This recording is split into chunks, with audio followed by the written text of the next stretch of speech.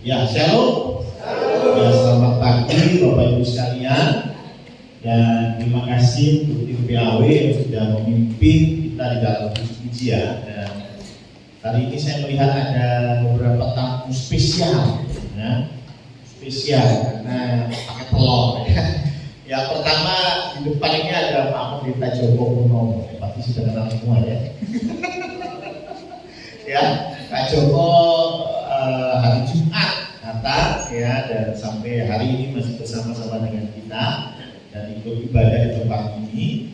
Dan juga ada dua orang yang saya lihat spesial juga ya, yaitu Pak Yoga dan istri. Selamat datang Pak ya. Bisa bagi berdiri mungkin supaya pada kenal. Nah, selamat datang ya. Bapak Ibu yang ikut parenting masih mengerti beliau. Ya, beberapa waktu lalu kita ada program parenting ya, Pak Yoga yang salah satu yang menjadi narasumber ya, dan Bu Ita ya. Jadi pastinya yang ikut parenting hafal dengan wajah beliau ya. Saya kira itu ayahnya Pak Bayu ya, Pak Puji, selamat datang Pak. Iya, bisa pakai berdiri, mungkin yang lain masih belum kenal. Kalau dengan istri sudah tahu. Terima kasih Pak Puji ya. Ya, hari ini kita belajar satu tema yang cukup dalam ya. Karena bulan ini kita belajar tentang keluarga, dan hari ini temanya anak bagian dari pelayanan. Berat ya. Siapa di sini yang masih punya anak-anak kecil di bawah 12 tahun? Oh, di bawah 12 tahun saya ya. Wah, masih lumayan banyak ya. Nah, ketika kita bicara tentang anak bagian dari pelayanan, saya yakin dan percaya, kita semua percaya dan mengamini bahwa yang namanya anak itu masa depan. Masa depan gereja, masa depan bangsa, itu anak. Betul ya? Itulah mengapa saya pernah bilang, saya ini tidak percaya kalau konsep dewa atau sesembahan itu punya anak. Kenapa? Sekali lagi, kenapa kita punya anak? Karena kita nggak abadi. Betul ya? Kita ini punya batas usia. Suatu hari nanti inna lillahi wa inna ilaihi raji'un. Suatu hari kita akan mati. Lah kalau nggak ada anak, wah, habis namanya manusia. Betul ya? Tapi karena ada anak, maka kalaupun kita meninggalkan dunia fana ini, ada anak, nanti lanjut lagi ke cucu dan seterusnya. Betul ya? Makanya yang punya anak itu pasti makhluk immortal, bukan mortal ya. Hanya yang meninggal yang perlu anak. Betul ya? Dewa, sesembahan, Allah perlu anak? Ada perlu. Kenapa?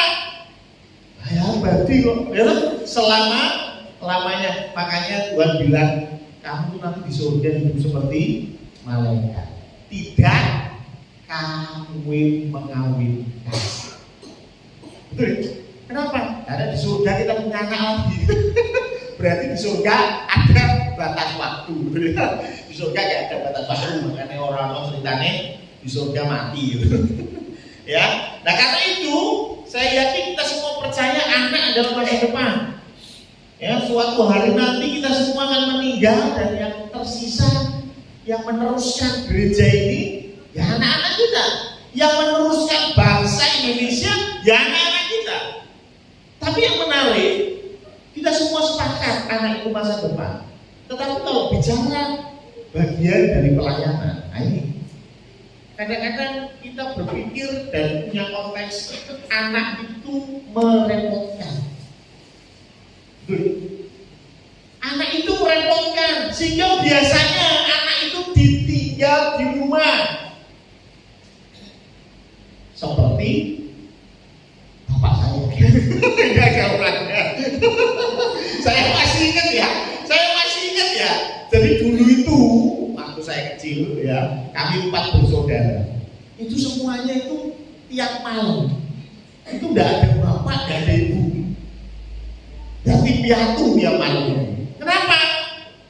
Bapak Ibu pelayanan tiap malam itu. Jadi kami berempat itu paling sendiri, kayak maki-mahat lah. Orang mau ceritanya 4 anak itu duduk dia dan belajar matematika. Orang mau, ya toh? Kenapa? Karena nggak ada yang ngawasin. Bapak Ibu pergi pelayanan, kita di rumah 4 anak masih SD, ya main perosotan deh. Karena saya berpikir juga ternyata hampir semua bantuan begitu. Saya pernah kemarin sih kesaksiannya. Saya ngobrol sama seorang anak abang Tuhan, dia bilang juga begitu waktu saya merasa masa kecil saya ditinggal papa mama. Kenapa? Ya karena papa mama sibuk pelayanan, saya ditinggal di rumah. Ya kebetulan dia anak tunggal, jadi kesepian. Saya berempat, wah ya orang mungkin kesepian itu. Tapi intinya kadang-kadang kita tinggalkan anak-anak kita di rumah karena kita menganggap ganggu. Ibu mau WL, ibu mau firman Tuhan di KPK, terus kamu udah usah ikut dulu. Nanti kalau ibu jadi jemaat, duduk manis, kamu ikut boleh ya. Tapi ini ibu lagi tugas pelayanan, bapak lagi tugas kedrang. Oh Pak Anggo itu kalau kedrang, besok Jasmin Soplayu sehingga wah ini pesan kepada istri, tolong ini saya mau pelayanan dia, tolong anak-anak gua diikat ya, sehingga kita berpikir anak-anak itu dianggap maaf ya merepotkan kalau ikut pelayanan gitu ya, merepotkan terus tinggal ya. Padahal sekali lagi statement yang pertama tadi, kita semua sadar anak itu masa depan, tapi harus ditinggal. Atau yang lebih parah lagi, kita menganggap karena anak-anak ini perlu perlakuan khusus, perlu pendampingan khusus, sampai-sampai kita mundur dari pelayanan karena anak. Bapak Pendeta, maaf, saya sekarang udah tidak bisa WA lagi, saya tidak bisa tugas lagi. Lah kenapa? Nah ini anak tidak bisa ditinggal. Lah anak umur piro? 6 tahun, saya harus dampingi dia belajar tiap malam. Apalagi besok ada ujian, Pak Pendeta, maaf tidak bisa. Sering kita mendengar itu ya, majelis sering ya. Ya, padahal sekali lagi statement yang pertama tadi, kita semua sadar anak adalah masa depan. Tapi kita kadang-kadang tidak mengikut sertakan anak-anak dalam pelayanan. Padahal tema kita anak bagian dari pelayanan kita. Nah, kita mau tahu nih, sebetulnya anak-anak itu ada kontribusinya nggak sih? Gitu ya. Apa memang betul sih rumah wae lah, gitu? Kayak ingin jajan, kayak pelosotan, terus berdolanan di rumah, mau papat, mau telat, gule-gule, sampai ada yang nangis. Biasanya Nok yang nangis ya. Ya, karena itu mamanya Meli ya. Kalau mamanya Meli udah kejedot, buah, itu nangis selesai permainan. Ya, ya kita lihat di sini di dalam firman Tuhan, paling tidak saya lihat ada 3 contoh. Saya ketika persiapan khotbah ini, saya berharap bayangin, saya berharap 1 jam selesai. Saya berharap. Jadi ini rada panjang ya. Jadi yang pertama adalah kita belajar dari Samuel ya. Nah, Samuel itu bahkan dia sudah mendengar suara Tuhan. Bayangin. Dia mendengar suara Tuhan dan setelah itu dia menyampaikan itu semua. Ya. Sudah mendengar terus dia menyampaikan itu semua. Ya, walaupun tidak hukuman, tetapi dia menyampaikannya kepada Imam Eli. Ya, saya pernah bahas ini 1 Samuel 1 ayat 22 dikatakan bahwa Hana mamanya Samuel tidak ikut pergi ke bait Allah, bukan bait Allah, Silo, karena waktu itu belum dibangun bait Allah. Sebab katanya kepada suaminya, nanti apabila anak itu Samuel cerai susu, maksudnya sudah nggak suami lagi, aku akan mengantarkan dia. Maka Samuel akan menghadap ke hadirat Tuhan dan tinggal di sana seumur hidupnya. Jadi ketika diajak sama suaminya, ayo kita beribadah, saya tak nyusoni si Samuel sampai Samuel cukup umur untuk disabe, nanti Samuel tak bawa, tak tinggal di rumah Tuhan untuk melayani Tuhan. Gitu ya. Jadi kurang lebih umur 3 tahun itu Samuel sudah ditinggal sama Imam Eli.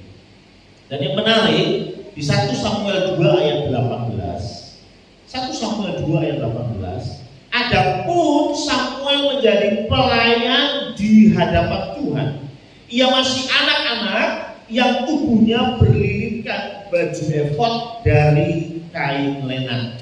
Nah, kita mau belajar tentang si Samuel ini umur berapa sih mendengar suara Tuhan. Nah, dari kata-kata di ayat ini ada kata-kata ia masih anak-anak. Anak-anak ini dalam bahasa asli ditulis na'ar.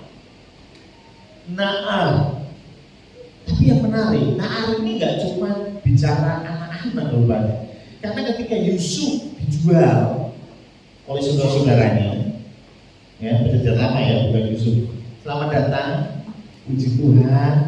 Setelah perjuangan yang berat sampai di sini, nanti ceritanya nanti ya. Nanti khotbah kedua ada saksian ya. Ya, jadi na'ar ini juga dipakai untuk Yusuf yang umur 17 tahun dijual.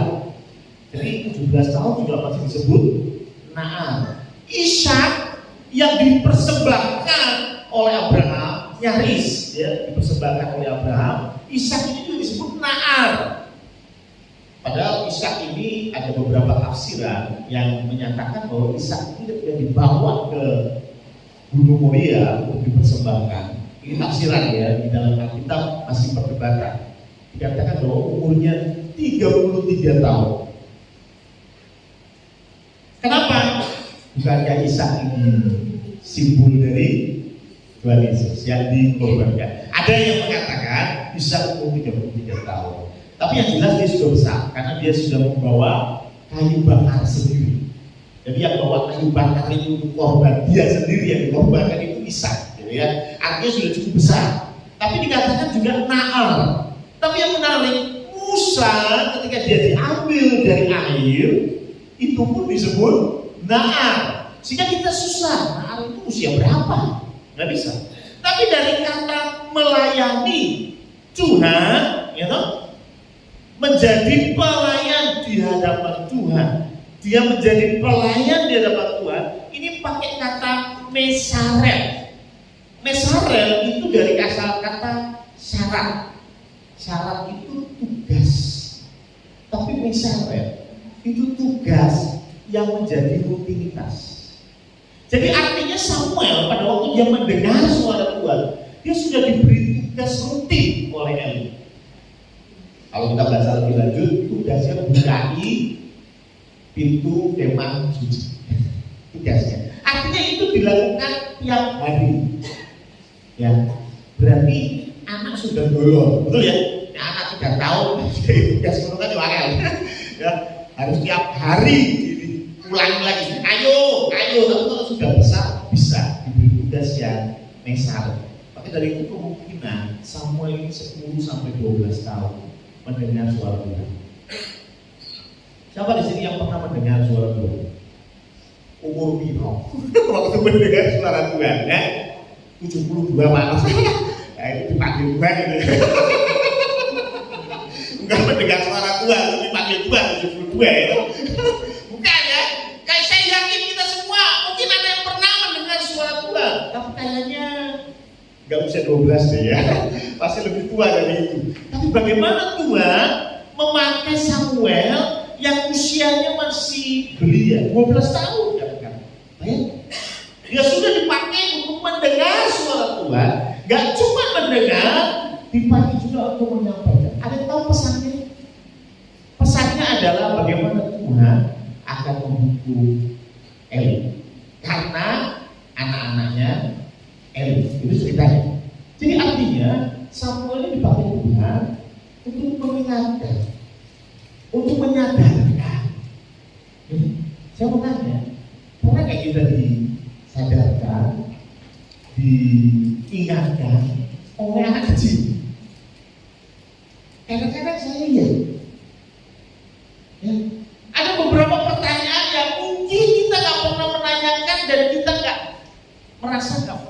banyak. Tapi anak kecil itu polos. Ada satu anak kecil tanya ke saya, Pak Pendeta, kalau Yesus itu Tuhan, kenapa dia berdoa? Bener juga ya? Kita nggak pernah mikir sampai situ ya. Betul ya? Tapi anak-anak kecil ini dengan segala kepolosannya bertanya hal itu. Betul ya? Kadang-kadang kita suami istri lagi ribut, tiba-tiba anak kecil ini jatuh. Dan itu mengingatkan kita, kenapa saya kasar dengan istri? Kenapa saya kasar dengan suami? Anak-anak bisa dipakai Tuhan untuk mengingatkan kita, untuk menegur kita, sama seperti Samuel dipakai Tuhan untuk mengingatkan ini. Hukuman. Yang kedua, anak yang kedua ini tidak punya nama.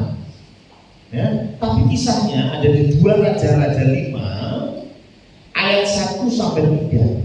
Saya bacakan. 2 Raja-Raja 5 ayat 1 sampai 3. Naaman, saya yakin semua ingat cerita Naaman, bagaimana dia sakit kusta dan kemudian dilahirkan ya. Naaman, panglima Raja Aram, ini bukan orang Israel ya, adalah seorang terpandang di hadapan tuannya dan sangat disayangi, sebab oleh dia Tuhan telah memberikan kemenangan kepada orang Aram. Tetapi orang itu seorang pahlawan tentara sakit kusta. Zaman itu kusta gak ada obat. Orang Aram pernah keluar bergerombolan dan membawa tertawan seorang anak perempuan jelas, dari negeri Israel. Ia menjadi pelayan pada istri Naaman. Jadi rupanya ada satu kejadian, si anak orang Israel ini, anak perempuan ini kemudian diambil jadi budak ya, dan kemudian dia kerja jadi anak buahnya istrinya Naaman. Nah, berkatalah gadis itu, anak kecil ini ngomong kepada nyonyanya, kepada istrinya Naaman, sekiranya tuanku menghadap nabi yang di Samaria itu, maka tentulah nabi itu akan menyembuhkan dia dari penyakitnya. Dari informasi ini, Naaman pergi dan mendapatkan pemulihan. Cuma anak kecil bisa menjadi pemberita kabar baik. Loh benar kan? Bagi Naaman itu kabar baik. Dia sedang sakit, lalu dikasih tahu ada nabi di Samaria. Yuk datang ke sana, pasti kau sembuh. Wah, ini imannya anak kecil luar biasa. Ya, dia nggak bilang moga-moga, ya cocok pak, ya, moga-moga manjur, ya. Tapi dia akan menyembuhkannya dari penyakit. Dan kemudian Naaman pergi, dan kita tahu ceritanya Naaman dipulihkan. Konteksnya dalam hari ini, anak kecil juga bisa dipakai Tuhan untuk mengabarkan kabar baik. Apa itu kabar baik? Good spell, yang kemudian jadi gospel. Injil itu kabar baik. Betul? Jangan remehkan anak-anak. Mereka bisa Tuhan pakai untuk mengabarkan kabar baik. Yang ketiga, ini juga tidak punya nama. Anaknya tidak punya nama. Tapi Yohanes 6 ayat 9 menulis tentang anak itu. Yohanes 6 ayat 9, ini ceritanya ada 5.000 orang laki-laki dengan khotbahnya Yesus. Terus Yesus kasih tugas, kasih makan ini. Ya, kita tahu cerita itu, ada lagunya. 5 roti dan 2 ikan. Nah, ini satu ayat ini mengatakan begitu. Di sini ada seorang anak yang mempunyai 5 roti jelai dan 2 ikan. Tetapi apakah artinya itu untuk orang sebanyak ini? Jadi rupanya 5 roti dan 2 ikan ini yang bawa anak kecil. Ya? Dan ada seorang anak kecil yang bawa 5 roti jelai dan 2 ikan. Ayo kita breakdown ayat ini. 5 roti jelai. Apa itu? bukan roti Swiss yang lembut, enak, kenapa jadi iklan? Ya, bukan. Jadi zaman Yesus ada 7 panen. Kepanjangan kalau saya jelasin, salah duanya gandum dan jelai. Bedanya apa? Gandum itu jadi roti yang enak, roti yang lembut. Tapi jelai itu akan jadi roti juga, tapi roti yang kasar keras. Ya. Maka dari itu zaman sekarang jelai tidak dipakai lagi untuk roti. Jelai digunakan untuk bikin bir sekarang ya. Difermentasi dan jadi minuman bir jelai. Ya. Tapi gandum ya kita pakai sampai hari ini. Ya. Contoh, ada beli bakmi Jowo. Anda pikir minyak dari mana? Ponorong Pak, salah. Minyak dari mana? Dari gandum. Gandumnya dari mana? Halo, Indonesia tidak bisa menanam gandum. Tidak ada kebun gandum di Indonesia. Gandum kita itu ya dari Amerika, Eropa, Rusia, betul ya?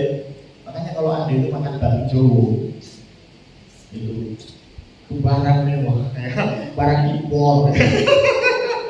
Ya, karena minyak itu gandum nggak ada di Indonesia. Kalau beras ada ya, tapi kalau gandum nggak ada. Kembali, jadi bicara tentang anak ini, dia punya 5 roti, tapi ini dijelaskan roti jelai. Rotinya orang miskin. Serius. Kalau mungkin maaf ya, saya bukan membandingkan yang berarti orang miskin enggak. Tapi zaman dulu ada yang namanya tiwul gitu ya. Pas sekarang masih ada yang maaf ya. Ada yang ngomong, oh dulu saya kerja di kota Pak Pendeta supaya bisa makan nasi. Kalau di desa makannya tiwul. Jadi ini loh ya, nggak ngalami, cuman katanya begitu. Jadi mungkin tiwul itu kayak kopi jelai gitu ya. Sedangkan nasi itu seperti roti yang dari gandum gitu ya. Makanya menarik sekali Yohanes menulis dengan detail ini 5 roti jelai, nggak sekedar 5 roti udah, tapi ada yang kata jelai. Artinya ini orang miskin anak ini. Ini bukan roti Swiss, roti Wonder, apalagi roti Virgin, bukan. Ini roti yang keras, yang hanya orang miskin yang makan. Dan dikatakan lagi 2 ikan. Nah, ikan juga menarik. Ikan ini dalam bahasa asli disebut opsari atau opsaria. Ini adalah ikan kering. Jadi bukan ikan segar, tapi ikan yang sudah diasinkan. Ya, jadi ini ikan yang biasa dibawa untuk bekal, ya, ikan asin. Jadi ini anak bawa tiwul dan grey. Kalau saya kontekskan ke Indonesia ya, ini bawa tiwul sama grey. Saya mau tanya, kalau Pak Budi, kalau dites di Sanmil sama istri, tiwul with grey, orang yakin ya, orang itu cacai Pak Budi, ya kan? Fuyung hai, gitu. Tapi ini anak bawaannya apa? Tiwul with grey, grey roller, gitu. Loh kan Firman bilang 2 ikan, gitu. Tapi yang menarik dikatakan bahwa 5 roti dan 2 ikan ini bisa kasih berkat 5.000 orang, bahkan sisa 12 hari. Saya mulai membaca tentang tafsiran tentang PU ini ya. Yang pertama dari Santo Agustinus dari bukunya Traktat of John halaman 24, dia menulis roti itu tidak bertambah karena ditumpuk, tetapi karena diberikan. Saat roti dibagi-bagikan, Tuhan bekerja melalui pembagian itu sendiri. Jadi artinya tafsiran dia, kita akan diberkati kalau mau berbagi. Kalau roti cuma ditumpuk, dan dibagi, ya nggak jadi berkah, gitu ya. Origen dari bukunya Commentary of Matthew bab 11 mengatakan 5 roti jelai melambangkan 5 kitab Taurat, 2 ikan melambangkan nabi dan mazmur. Ketika diserahkan kepada Kristus, firman Allah memberi makan seluruh umat manusia. Oh, ya, tafsiran yang menarik. Ya. Ada lagi dari Santo Cyril of Alexandria berkata demikian. Mukjizat ini adalah bayangan dari Ekaristi Kristus. Kristus mengambil, mengucap syukur, membagi-bagikannya, maka mereka semua dikenyangkan oleh sabda yang menjadi daging. Ekaristi itu perjamuan kudus. Ya. Dari kata Ekaristi itu artinya mengucap syukur. Ya. Tapi yang menarik, saya tafsiran sendiri tentang cerita ini. Tafsirnya begini, Bapak Ibu, tahukah kalian bahwa zaman itu ketika orang pergi keluar rumah, mereka tahu mereka gak akan ketemu warung Madura, mereka tahu mereka gak akan ketemu Indomaret, mereka tahu mereka akan berjalan jauh dan lama. Gak seperti kita pergi keluar rumah mau seperti Bali karena naik motor. Ya kan zaman itu bayangin kalau saya jalan kaki ke rumahnya Bu Harti aja, PP itu udah 1 jam. Ya, tapi karena naik motor 5 menit gitu ya. Nah, artinya zaman itu amat sangat umum orang bawa bekal, termasuk anak kecil. Makanya dia bawa bekal ikan kering, karena dia tahu ini bekal, bukan ikan fresh yang sebentar busuk, enggak bisa, harus bekal. Ya, yang awet, dia nggak tahu kapan makannya, mungkin nanti malam, mungkin nanti sore, gitu ya. Jadi saya kira semua orang itu bawa bekal. Nah, cuma pertanyaannya, kenapa Tuhan bilang ke murid-muridnya harus menyediakan? Itu pancingan aja. Pancingan apa? Rupanya banyak orang yang bawa bekal, tapi mereka nggak mau keluar itu. Kenapa? Kelompok buka bekalnya, buka sate babi, ya kan? Pasti semua ngumpul, ngapain? Kita, betul ya? Yang sebelah sana, Yuli buka bakso kakak, semua ngumpul, ngapain? Minta, kan? Seperti ya, nggak enak nih kalau makan nanti dimintain. Ya. Semua nggak mau memberikan, mereka semua nggak mau memberi karena mereka keep untuk dirinya sendiri.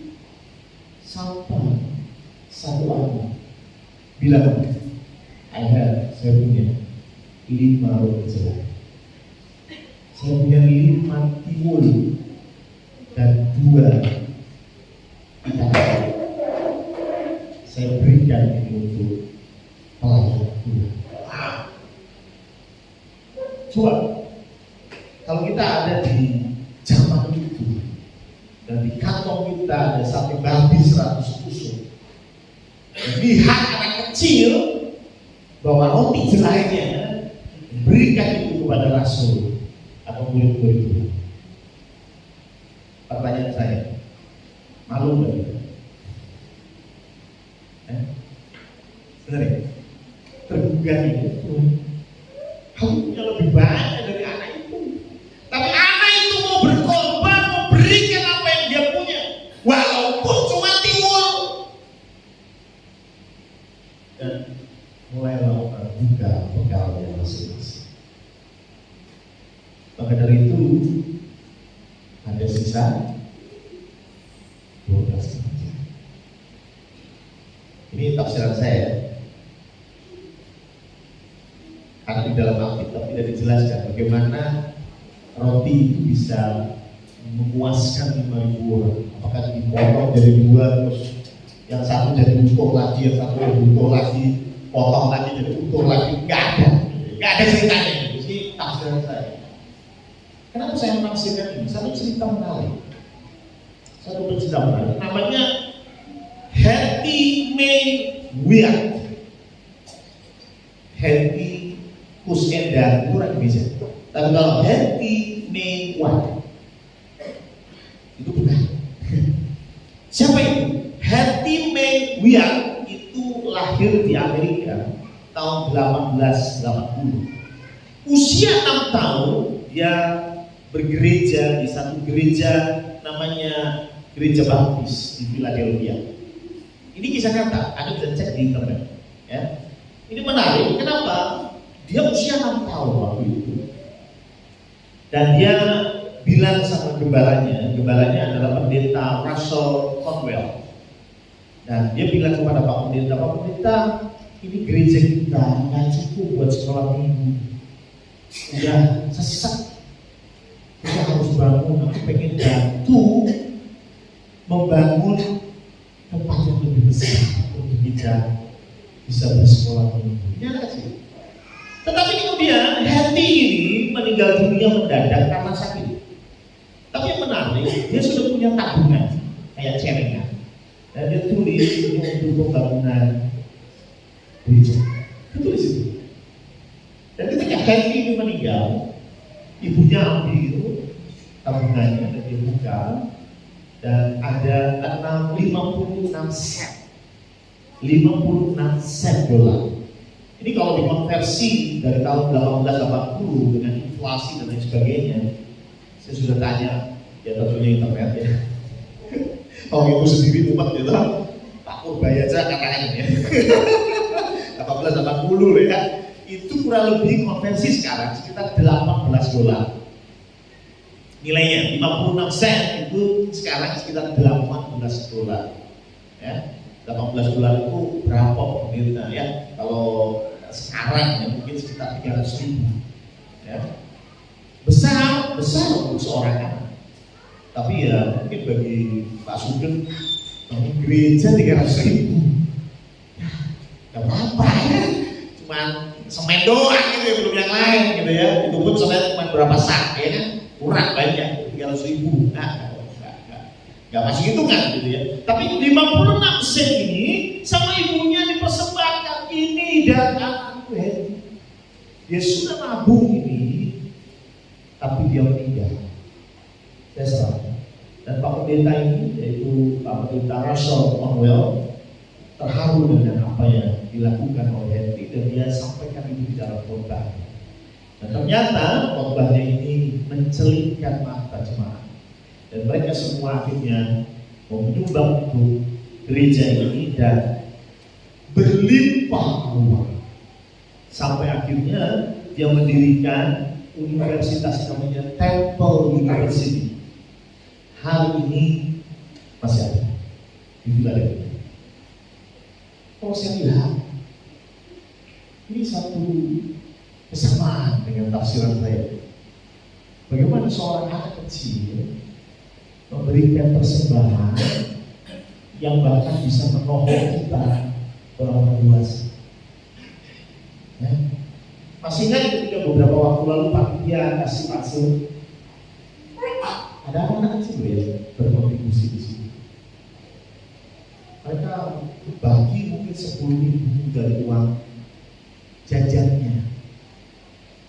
Buat bukan nikah 10.000 ya ilah pemerintah 10.000. Buat naik Grab aja kurang ya. Buat naik Grab aja gantian nyetirnya sama tukang Grab. Karena mau kurang. Separuh tukang Grab, separuh saya coba nyetir. Ya, karena kurang 10.000. Tapi coba ya, ini 10.000 dipersembahkan oleh anak-anak. Bukan Tuhan pakai anak-anak ini untuk menolong kita orang-orang dewasa.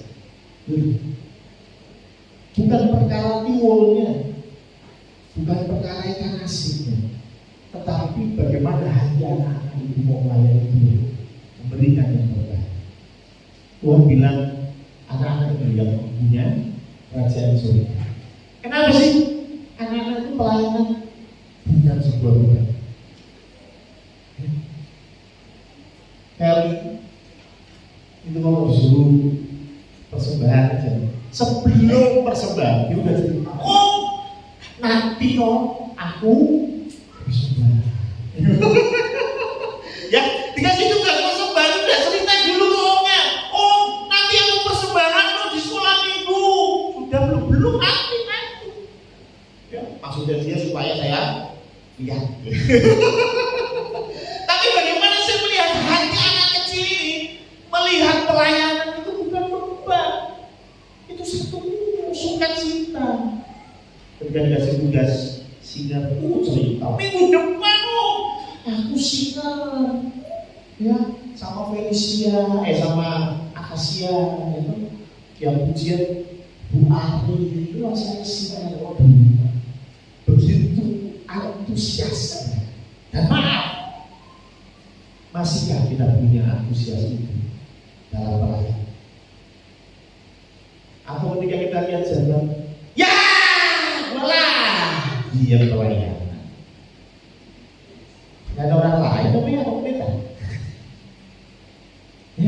Ya, kerja bakti, firman, yang lain dong. Tenang Mas Firman, ya di sini ada yang lain. Tapi kadang-kadang kita udah gak seantusias anak-anak. Makanya buat dari kamu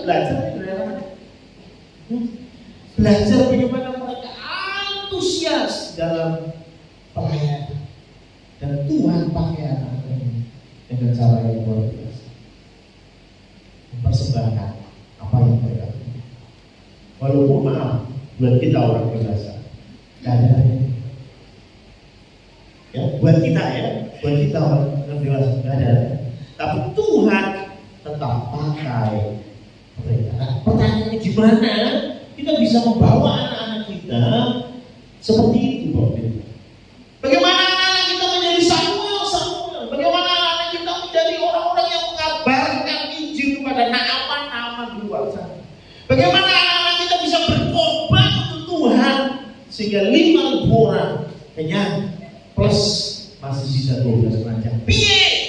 Dalam firman Tuhan paling tidak ada 3 yang saya dapatkan. Yang pertama Yohanes 5 ayat 19. Yohanes 5 ayat 19 dikatakan demikian. Maka ini minggu yang lalu saya sudah bacakan ayat ini. Maka Yesus menjawab mereka, katanya, aku berkata kepadamu, sesungguhnya anak tidak dapat mengerjakan sesuatu dari dirinya sendiri jikalau tidak ia melihat Bapa. Melihat siapa? Bukan tetangga ya, bukan Pak Pendeta ya, melihat Bapaknya sendiri. Jadi Bapak dan anak ini sekali lagi ini konteksnya adalah hubungan orang tua dan anak. Saya yakin konteks Yesus sebagai anak Allah bukan berarti Allah punya anak gitu ya, seperti Bu Harti punya anak bukan, itu beda. Tapi hubungan bagaimana Allah dengan Yesus itu Bapa dan anak. Anak bisa lakukan karena dia sudah melihat. Menurutmu gimana saya bisa berubah? Lihat Pak Joko, Yohan persiapan. Enggak, bercanda. Yang mulai Pak Joko. Kita sedikit ya. Ya tentu karena saya dari kecil sudah melihat. Kemudian, bagaimana saya bisa pimpin ujian? Karena saya melihat ibu dulu pimpin ujian. Yang menarik begitu, Pak Joko selalu nyinggung Bu Joko.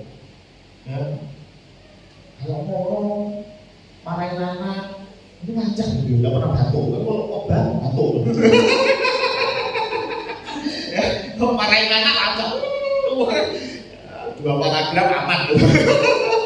Kalau mulai khotbah batuk ya. Tapi bagaimana saya secara pribadi melihat orang tua melayani? Jadi rupanya yang pertama bagaimana membuat anak terlibat di dalam pelayanan. Memberikan contoh, wis. Saya teringat dengan kata-katanya Pak Yoga waktu parenting. Salah satu parenting yang banyak, bawa anakku pelayanan. Mau visitasi ke jemaat, bawa. Supaya anak juga mengerti, oh ternyata hidup kita lebih baik. Bener ya? Kadang-kadang anak itu kan hanya skopnya kecil ya, ngerti ini kuitak gitu ya. Tapi begitu diajak pelayan, oh ternyata, oh begini, akhirnya bisa mengucap syukur dan lain sebagainya. Tapi intinya Ayo berikan contoh. Kalau engkau nggak pelayanan, ya firman Tuhan bilang susah. Bukan berarti nggak bisa, tapi susah. Tapi kalau engkau pelayanan, lebih mudah anak-anakmu melihat.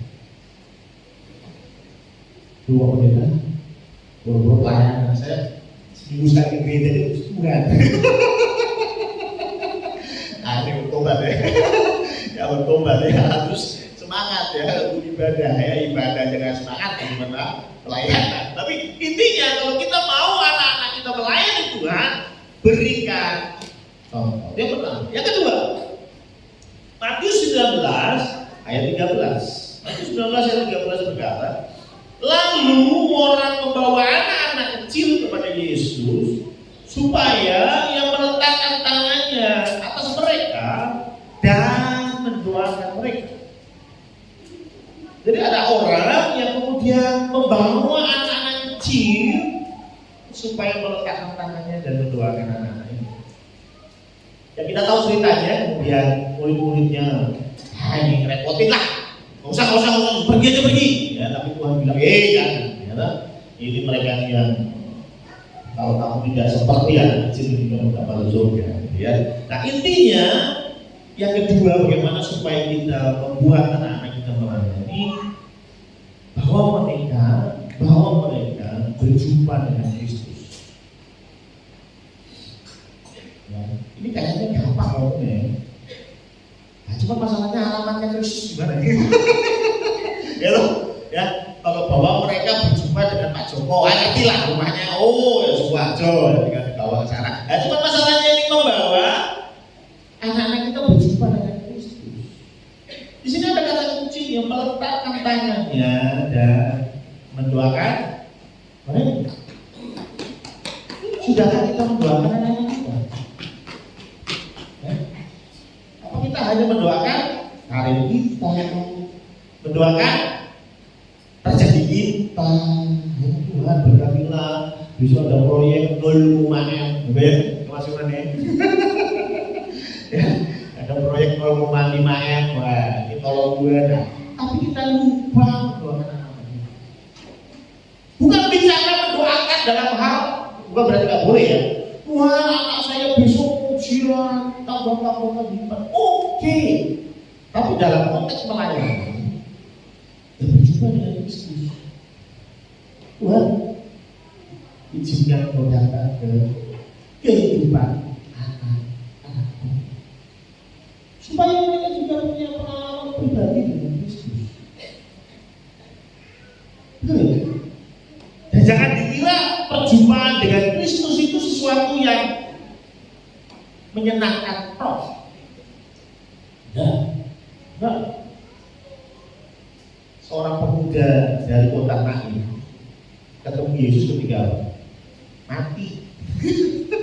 Kalau dia akan mati, dia ketemu Yesus. Dengan seorang perempuan bisa ambil jubah, pegang jubah Yesus dan menerima kesembuhan dan bertemu dengan Yesus ketika sakit perdarahan. Berapa tahun berarti? 12 tahun. Jadi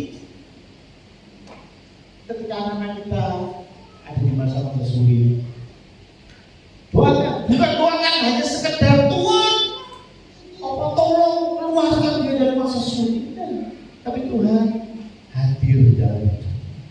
Mungkin Tuhan mau jumpai dia ketika ada di bawah.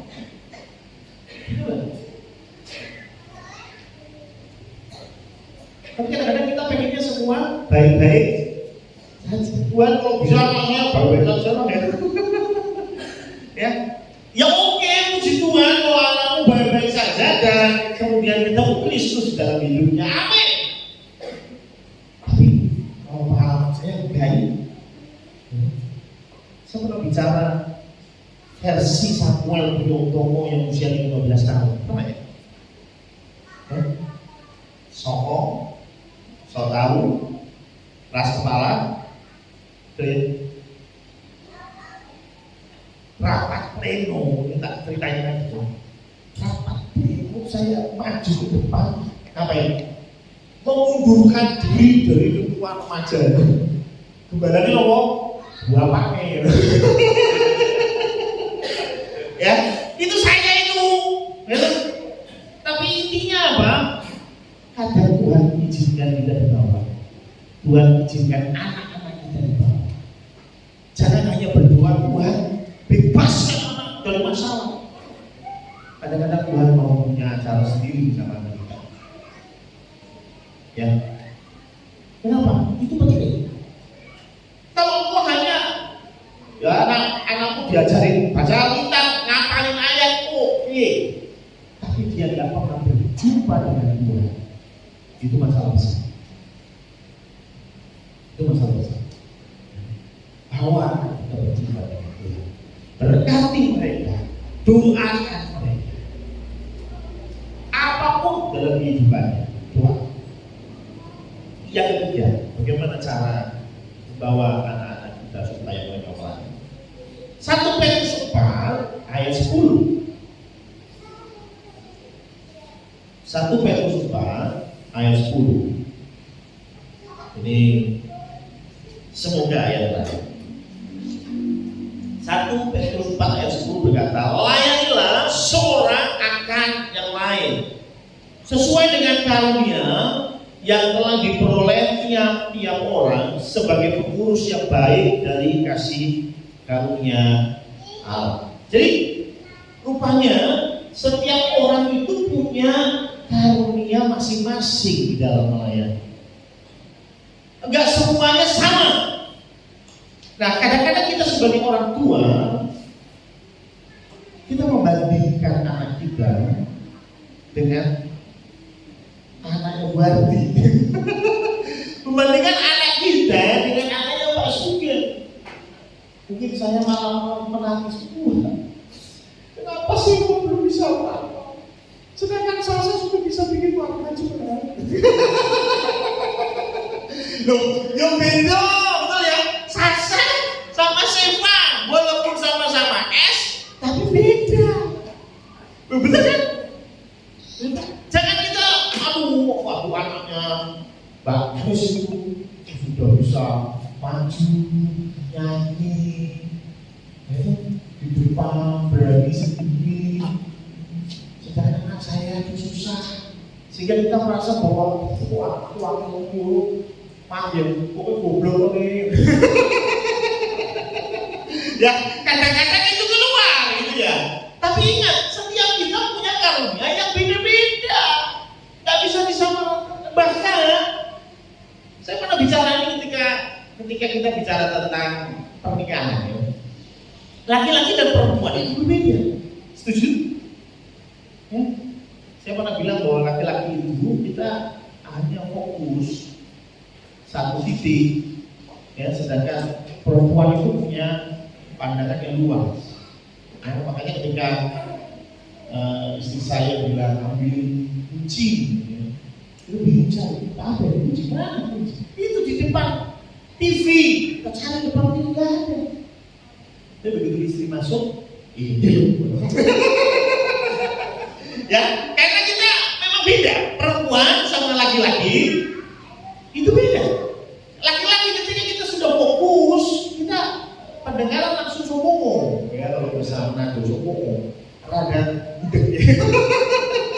Ya, ini apa volumenya langsung jadi kecil gitu ya. Kita menteliti TV itu, wah, kalau bola gitu ya, wah, lagi nonton bola, istri ngomong, itu nggak dengar. Dan kadang istri jadi marah. Panggil kok enggak jawab. Kenapa? Karena ya laki-laki begitu otaknya. Gitu. Tapi kalau perempuan memang beda. Perempuan itu bisa multitasking katanya gitu ya. Ya berarti itu bisa masak, marahin Mas Firman sambil telepon saya bisa. Ya. Bisa itu ya, karena memang otaknya begitu gitu ya. Nah, rupanya otak begitu itu bukan dari kita dewasa, tapi dari kita kecil sudah begitu, gitu loh. Nah, kadang-kadang kita berpikirnya laki perempuan sama, karena slogannya keluarga berencana, 2 anak cukup, laki perempuan sama saja. Sehingga kita mikirnya oh lanang beda, oh enggak. Dari literatur yang saya baca, anak perempuan itu dewasanya lebih cepat. Anak laki-laki itu tidak.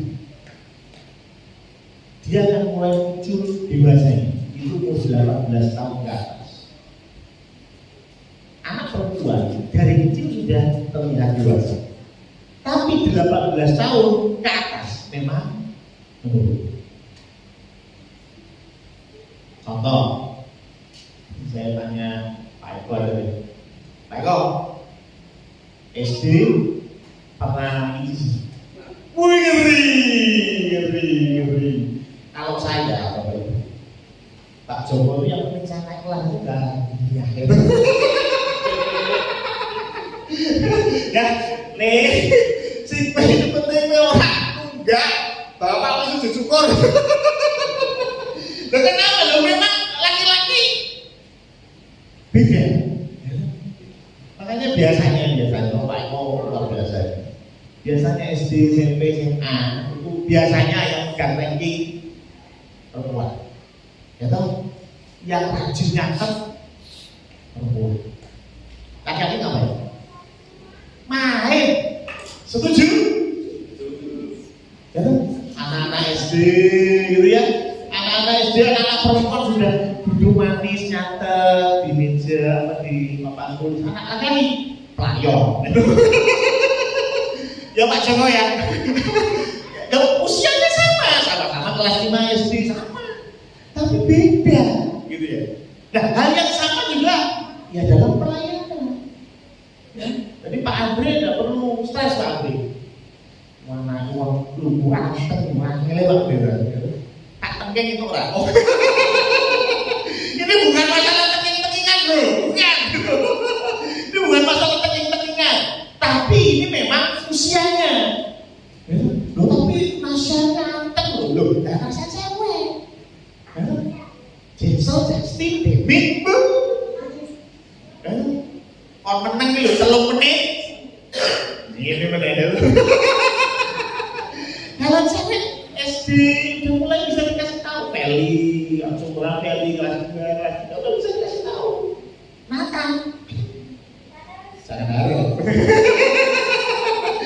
Tapi jangan terus berkatamu anak itu mau bakat pelayanan.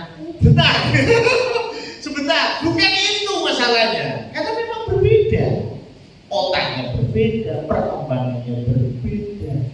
Anak laki-laki itu fokusnya main. Betul ya? Buat dunia laki-laki semua itu permainan. Makanya sampai besar senengannya mancing. Ditakoni bojone kok seneng-senenge mancing. Hati bangkuku ikine apa? Hasilnya dan sebagainya. Itu kok kayak makan pasar mateng ya loh. Di tempatnya siapa Pak Marco Busung ya? Busung sekolah wis bisa gone. Mateng loh. Dadak mancing ya ngenteni suwi. Ada orang bilang kalau orang mancing itu enggak bisa maju. Kenapa? Ceplok. Nah itu banyak orang mancing maju ceplok. Makanya banyak ibu-ibu nggak paham, tapi percaya laki-laki itu dari dulu sampai sekarang main.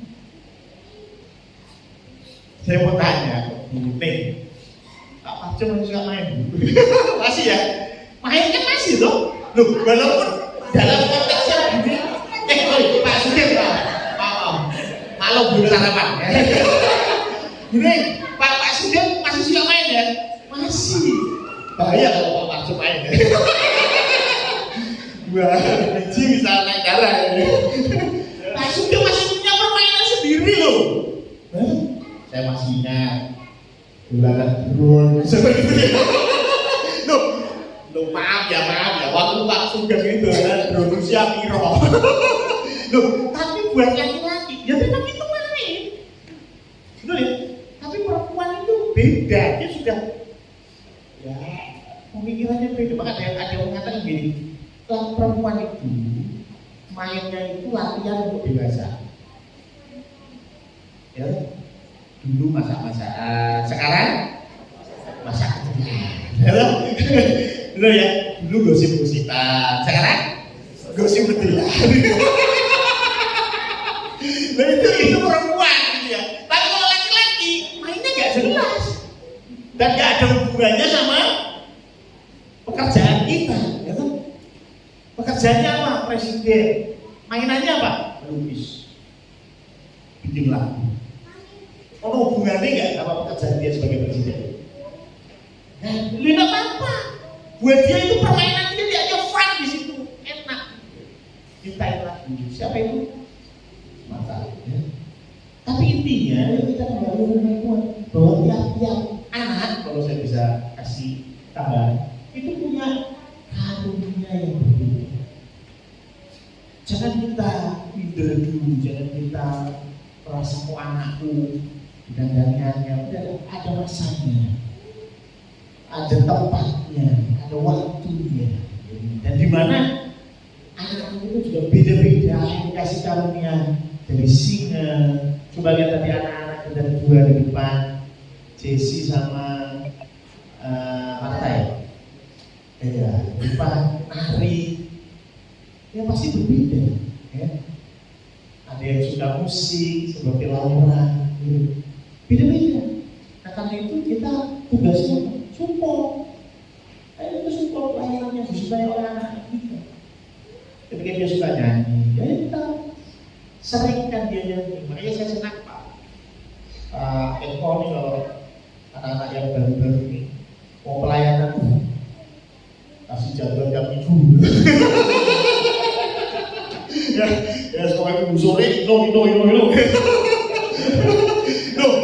Bukan memanfaatkan lo, enggak ya. Tetapi Pak Eko ingin kamu berlatih gitu ya, terus mengembangkan diri ya, karena pelayananmu di situ gitu ya.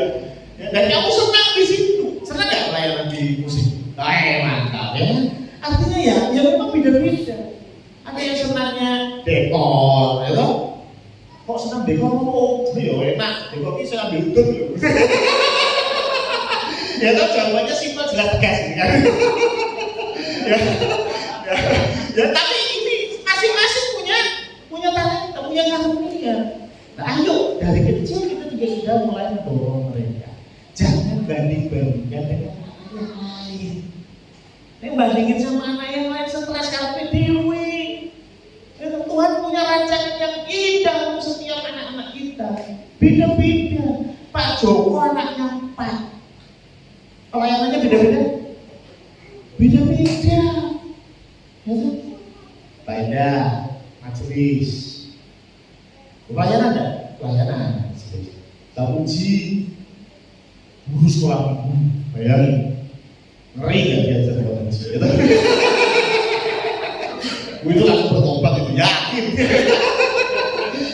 Bertobat ya, bertobat. Saya minta, ya. Adik saya pastoral di rumah sakit. Beda. Setiap anak punya talenta masing-masing, punya karunia masing-masing. Ya ayo kita dukung apa yang Tuhan tempatkan mereka buat berikan karunia kepada anak-anak. Amin.